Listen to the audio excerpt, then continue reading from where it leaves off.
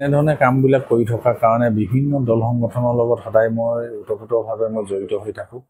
সকলোকে মই যিখিনি পাৰোঁ, যেনেধৰণে পাৰোঁ সেইখিনি মই সহায় কৰিবলৈ মই ইচ্ছা প্ৰকাশ কৰোঁ বা আগবাঢ়ি যাওঁ।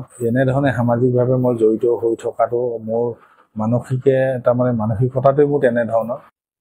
আৰু মই ৰাজনীতি জীৱনলৈ অহা আগমুহূৰ্ততে মই সামাজিকভাৱে বহু ক্ষেত্ৰত মই জড়িত হৈ আছিলোঁ। মানুহ হিচাপে মানৱীয়তাৰ গুণ হিচাপে যিখিনি কৰিব লাগে সেইখিনি সামাজিকভাৱে কৰি গৈছোঁ। ৰাইজৰ মাজত থাকি কৰিছোঁ, এতিয়া নহয় বহু দিনৰ পৰাই কৰিছোঁ। আৰু সেইখিনি কৰিবলৈ গৈ ৰাইজৰ দৃষ্টিত বা ধৰি লওক সাংবাদিকসকলৰ দৃষ্টিত কেনেধৰণে কৰিছোঁ মই সেইটো মই ক'ব নোৱাৰিম। এনেই টিভি পৰ্দাত বহুতে চায়, বহুতে নাচায়। গতিকে আজি সন্মুখত তেওঁলোকে আজি দেখি পালে যে আজি মাননীয় মুখ্যমন্ত্ৰী মহোদয়ে ভাষণ শুনিলে, আমাৰ অমিত শ্বাহ ডাঙৰীয়াই ভাষণ শুনিলে, আমাৰ দিলীপ শইকীয়া ডাঙৰীয়াই ভাষণ শুনিলে। এই ভাষণত তেওঁলোকে অন্ততঃ উপলব্ধি কৰিছে যে আমাৰ বৰ্তমান দলটো কিমান শক্তিশালী। আজি আমাৰ মাননীয় মুখ্যমন্ত্ৰী মহোদয়ে আজি দলটো শক্তিশালী কৰাৰ উদ্দেশ্যে লগতে তেখেতসকলৰ মন জয় কৰিবৰ কাৰণে মনত যে আমাৰ দলে কি কৰিছে, আমাৰ চৰকাৰে কি কাম কৰিছে, এই সকলোখিনি কথা তেওঁলোকে নিশ্চয় আজি জানিব পাৰিছে। আজি যি NDA পঞ্চায়ত প্ৰতিনিধি সন্মিলন আপোনাৰ হৈ গ'ল, গৃহমন্ত্ৰী অমিত শ্বাহ আহিল আৰু সকলোকে সম্বোধন কৰিলে। তেখেতে বহুখিনি কথা কৈ গ'ল, 2024 এটা ইংগিত দিছে আৰু আপোনাৰ সমষ্টিৰ বহুখিনি পঞ্চায়ত প্ৰতিনিধি আমি দেখিবলৈ পাইছোঁ। আৰু আপুনি আজি ৰাতিপুৱা তেখেতসকলক লগো কৰিছে, গতিকে বহুত উৎসাহেৰে তেওঁলোক আহিছে। আপুনি কি ক'ব এই বিষয়ে? আমাৰ ভাৰতৰ গৃহমন্ত্ৰী অমিত শ্বাহ ডাঙৰীয়া আহিছিল আজি পঞ্চায়ত প্ৰতিনিধিসকলৰ সন্মিলনৰ কাৰণে।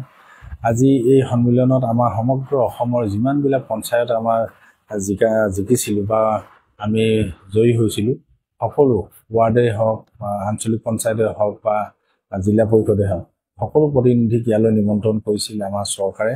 অৰ্থাৎ মাননীয় মুখ্যমন্ত্ৰী মহোদয়ে এটা পদক্ষেপ লৈছিল। কাৰণ কেলে যিহেতু পঞ্চায়তৰ প্ৰতিনিধিসকলে বহুতে হয়তো দৃশ্যই দেখি পোৱা নাই।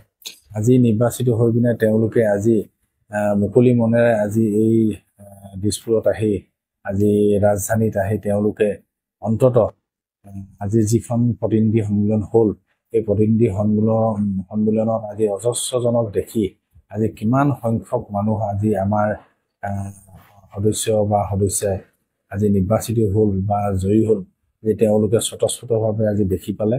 গতিকে তেওঁলোকক যে আমাৰ চৰকাৰে বা মুখ্যমন্ত্ৰীয়ে হওক বা আমাৰ গৃহমন্ত্ৰী অমিত শ্বাহ ডাঙৰীয়াই হওক বা আমাৰ অন্যান্য আমাৰ সভাপতি দিলীপ শইকীয়া ডাঙৰীয়াই হওক, তেখেতসকলে কেনেধৰণে সন্মান দিছে, কেনেধৰণে তেওঁলোকক আদৰিছে, কেনেধৰণে শুভেচ্ছা দিছে, এই কথাখিনি আজি তেওঁলোকে উপলব্ধি কৰিছে। বিগত চৰকাৰসমূহৰ দিনত কোনোদিন তেনেকুৱা এটা পৰিলক্ষিত হোৱা নাছিল।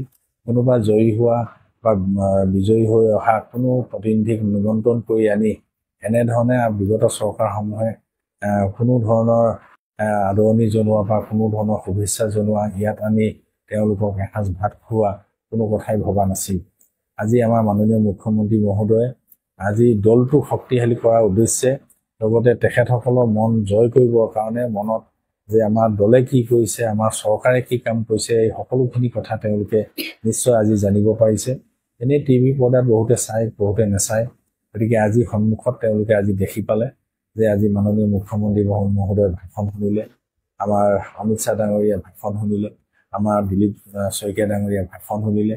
এই ভাষণত তেওঁলোকে অন্ততঃ উপলব্ধি কৰিছে যে আমাৰ বৰ্তমান দলটো কিমান শক্তিশালী। আৰু আজি জনসাধাৰণ জনপ্ৰতিনিধিসকল উপস্থিত থকা আজি যিমান সংখ্যক প্ৰায় 25,000 অধিক লোক আজি সমবেত হৈছে, আজি সেই 25,000 অধিক লোক আজি দেখি আজি যিসকলে তেনেধৰণৰ কোনো এখন মিটিং জনপ্ৰতিনিধি তেনেকুৱা মিটিং এখন দেখি পোৱা নাছিল, আজি দেখি তেওঁলোকে অন্ততঃ নিজে অভিভূত হৈছে বুলি মই ভাবিছোঁ।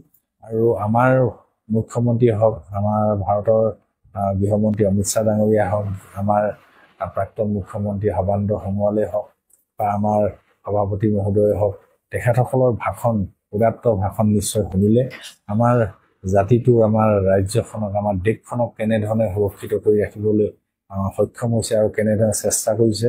আৰু বিভিন্ন দেশৰ বহিৰাগত সমস্যা, যিবিলাক সমস্যা আছে, সেই সমস্যাবিলাক কেনেধৰণে নিৰ্মূল কৰিবলগীয়া হৈছে আৰু কিমান সাহসেৰে যুঁজিবলগীয়া হৈছে এই গোটেই কথাখিনি যিহেতু টিভি পৰ্দাত সদায় দেখি আছে যদিও আজি মাননীয় মুখ্যমন্ত্ৰী মহোদয়ৰ মুখেৰে সকলোখিনি আজি দেখিলে শুনিলে গতিকে আজি সকলোৰে মনত এটা উৎসাহ আৰু সাহস এটা প্ৰেৰণা পাই গৈছে তেওঁলোকে উৎসাহেৰে সাহসেৰে যে কাম কৰিব ভৱিষ্যত দলৰ হৈ কাম কৰিব জনপ্ৰতিনিধি হিচাপে কাম কৰিব আৰু উন্নয়নৰ হকে কাম কৰিব এই কথাখিনি প্ৰায় নিশ্চিত বুলি মই ভাবোঁ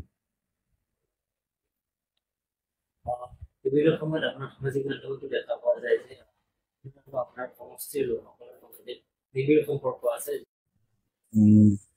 এইটো এই বিষয়েনো মই কি ক'ম কেনেধৰণে বিবেচনা কৰিছে এইটোতো মই নাজানিম কিন্তু মানুহ হিচাপে মানৱীয়তাৰ গুণ হিচাপে যিখিনি কৰিব লাগে সেইখিনি সামাজিকভাৱে কৰি গৈছোঁ ৰাইজৰ মাজত থাকি কৰিছোঁ এতিয়া নহয় বহুদিনৰ পৰাই কৰিছোঁ আৰু সেইখিনি কৰিবলৈ গৈ ৰাইজৰ দৃষ্টিত বা ধৰি লওক সাংবাদিকসকলৰ দৃষ্টিত কেনেধৰণে কৰিছোঁ মই সেইটো মই ক'ব নোৱাৰিম মই নিজে সেইটো কোৱাটো মোৰ ভাল কথা বুলি মই নাভাবোঁ যিহেতু সামাজিকভাৱে কাম কৰি থকা বহু বছৰ হ'ল আৰু তেতিয়াৰ পৰা কৰি থকাৰ কাৰণে আজি হয়তো ৰাইজৰ দৃষ্টিত পৰিছে আৰু দ্বিতীয় কথা হ'ল কি এনেধৰণে সামাজিকভাৱে মই জড়িত হৈ থকাটো মোৰ তাৰমানে মানসিকতাটোৱে মোৰ তেনেধৰণৰ আৰু মই ৰাজনীতি জীৱনলৈ অহা আগমুহূৰ্ততে মই সামাজিকভাৱে বহু ক্ষেত্ৰত মই জড়িত হৈ আছিলোঁ এইটো কথা মই সদায় স্বীকাৰ কৰিব লাগিব